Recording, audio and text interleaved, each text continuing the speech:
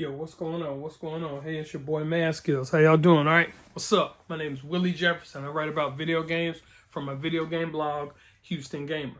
So what do? I write about items companies, PR firms, developers, publishers, and the like send me for review.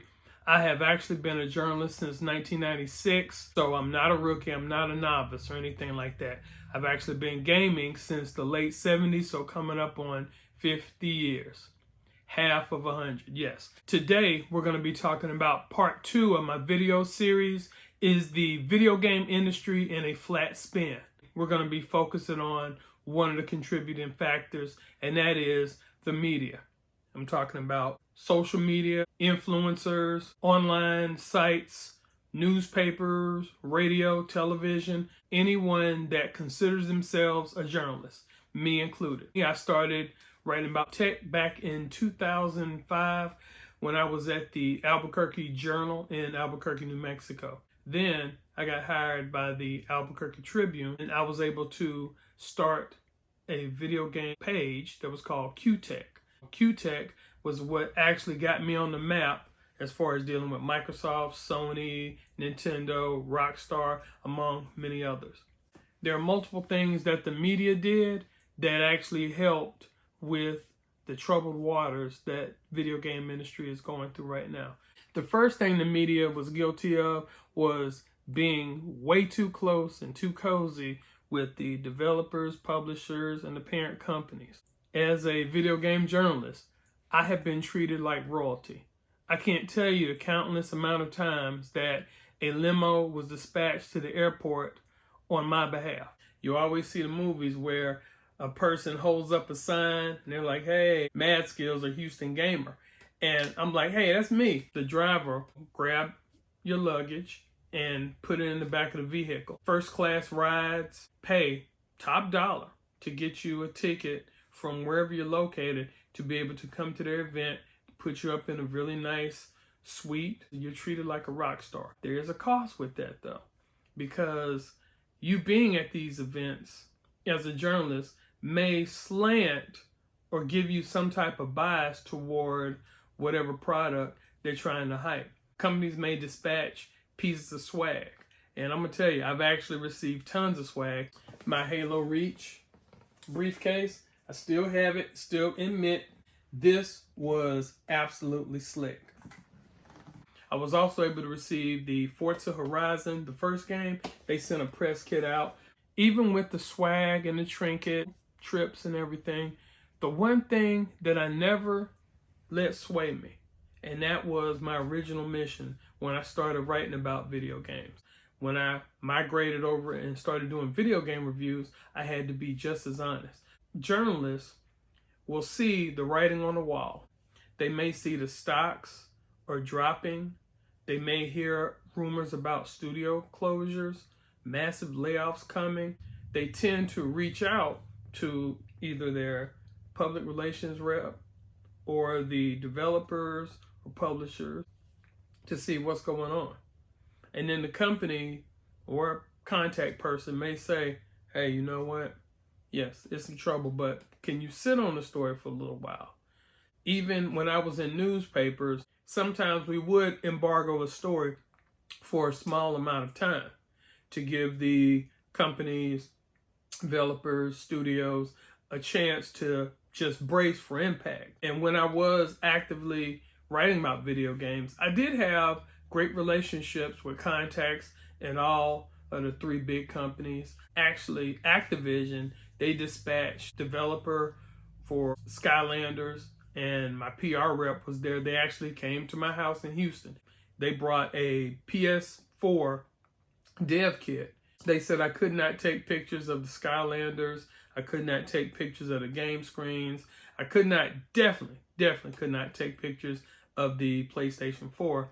But they said I could take a picture of the controller, which you see on screen right now. I was on first name basis with the dev, and we actually stayed in touch, and I've seen him at multiple Skylander events. I really think he's a cool friend. However, it still does not negate the fact that if the game is not good, if the accessories don't work, then guess what? I'm going to tell the truth. And that is one flaw that hurt the gaming biz. The second point I want to make is how the media would see troubling signs. They were known, but failed to report on them. For what reasons, I'm not quite sure. Maybe they didn't think that it was newsworthy enough. Maybe they were asked to not report it, like I said in my previous point. However, there are some things that needed to be reported and not just dropped all of a sudden on the masses. One of the greatest fiascos was when the Xbox 360 was released. It was getting the dreaded red ring of death. And that meant that the board had completely overheated and was unusable. Microsoft initially denied it. That wasn't good. Journalists kind of went along with it, and they just didn't write about it. Hundreds of thousands of these units where people were saying the same thing. Then Microsoft said something. Then the media was like, oh yeah. That's not how you do it. We're the ones that are tasked with informing the public, giving you a detailed look at a particular item so that you can make an informed purchase decision. Hey, in the past, these things tended to overheat. I wonder if they're any good now. Let me check out said journalist. But that's not the only thing. Stick drift. Hey, all of a sudden you're playing a game and then your character wants to go to the left. And I'm not talking about Beyonce. To the left. No, I'm talking about sometimes even go in a complete 360 and then a 720 and keep going. A lot of companies were like, nah, that's not happening. But the problem is that it was happening. I have old tech. You can see behind me, I got my NES, I got my Super Nintendo, Sega Genesis. When I was dead broke, man, I couldn't picture this. And the interesting thing is, some of these controllers I've had for several years. Some of these controllers are like 39 years old. Let me show you something. This one right here, the NES control. This right here, you see how the carbon dating on there and everything? I mean, this is old. It is older than some of y'all parents. But here's the thing. This right here, I can hook this up right now. My NES works great. Sometimes, yes, the contacts, you had to get them replaced, but it's real easy. You just unscrew, boom, change them out, and guess what? They're still good to go. But nowadays, I bought an Xbox Elite Series 2 controller, $100 from a pawn shop. Then guess what? I go to hook it up, play a little Mass Effect. All of a sudden, Commander Shepard looks like he's doing the electric slide. And I'm like, what in the heezy? Stick drift. I had to pay Play and Talk nearly $50 to repair said stick drift. We didn't have anything like that back in the day. This right here, even the Atari 2600 joysticks, we didn't have stick drift with this. If we did have stick drift, hit me up in the comments and let me know. But honestly, the construction was so much better back then. These things, they last. This is about to be 40 years old. Do y'all hear me? 40 years old, and this thing's still working. But then you can get an Elite Series 2 or even a DualSense Edge. They actually have components that run 20. If they're out of stock, then you have to pay 30 and upwards of 40 for one control module, one thumbstick module to correct stick drift. If you have a Joy-Con, guess what? Buy a new Joy-Con. It doesn't make any sense. But still, that's something that the media finally reported on. But when it was initial, instead of doing research, instead of talking to potential sources about it, they didn't do that. And they failed with the red ring of death. That's not how the media operates. The media, they have their ears to the ground. They have contacts that give them tips. Unfortunately, a lot of times the media as a whole has dropped the ball. And we'll report on sales figures, which are important, but we won't report on the different issues that we know exist, that we know when a game is broken, but the media won't say anything about it. That's sad. And that has helped contribute to where the video game industry is right here and right now. The third point that I wanted to make is about how reviewers and even some journalists rely too heavily on AI. Now, don't get me wrong. AI can definitely be an excellent help. You can reduce a huge staff down to just a few people operating an AI program. An AI bot will go out and will just compile tons of information, parse it down, and then spit out a story within a few seconds. The sad thing is a lot of journos who are using AI bots to get information and then just do some very light editing, slap it on the site. The problem is the AIs don't do the proper research. The AIs are not familiar with, is something actually fact or is this a bit of fiction? AIs look and just say, okay, this is about this upcoming game. This is about that new Indiana Jones game that's coming out. And the person that's tasked with editing down does not have the time to do that because in this society, it's like, hey, boom, boom, boom, punch it. That's the beauty and the curse of AI. That yes, I've actually used AI a couple times on some stories. When I saw that the AI stories generated, oh yeah, I mean, they'll put out a story, but it's heartless. It doesn't have any passion. It doesn't have any personality whatsoever. The media relying too heavily on AI, their identity is quickly becoming a T-1000.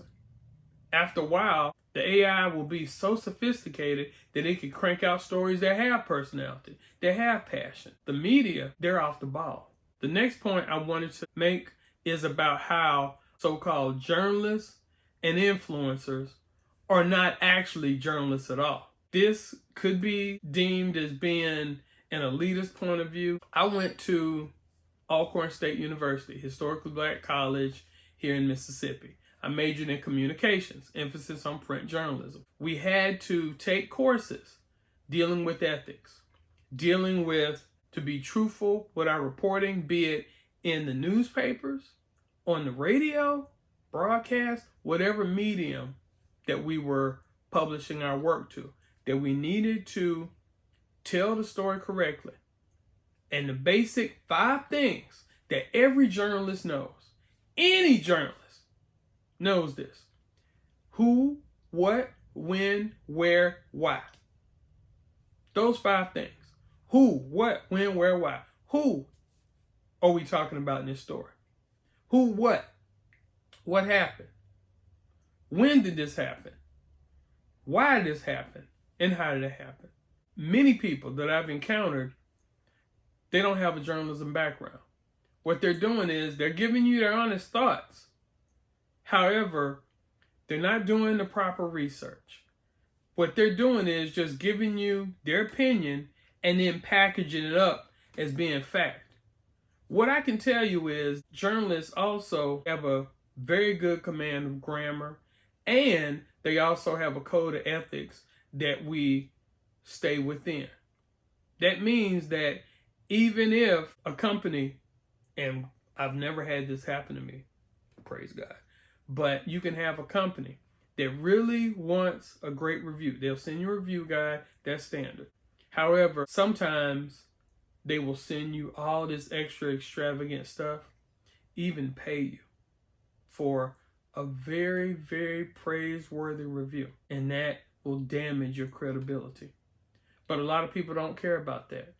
All they're looking at is, hey, I can put this story out, AI generated, it gets the clicks, it gets the views, and that's all I'm concerned about.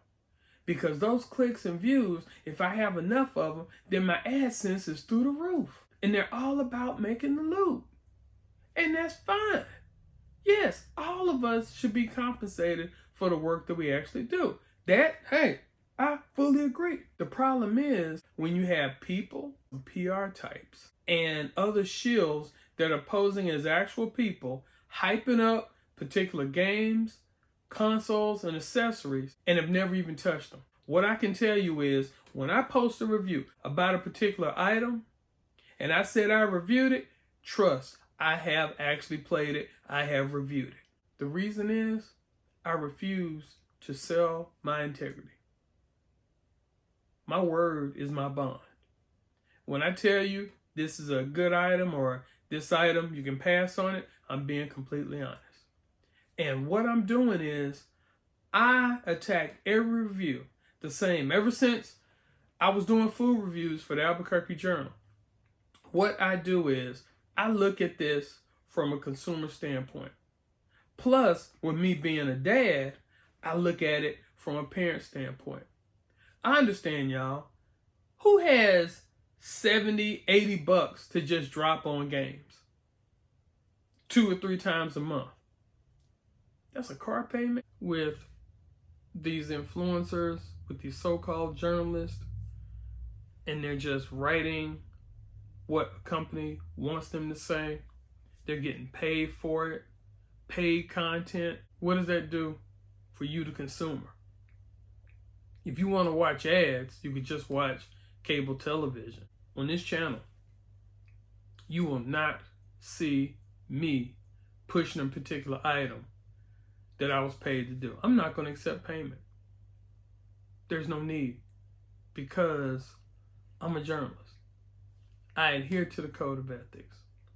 I'm not going to put my name, attach my name to anything that is not truthful. And that leads me to the last point, where the media has failed consumers as well as the video game industry. And that is honesty, integrity.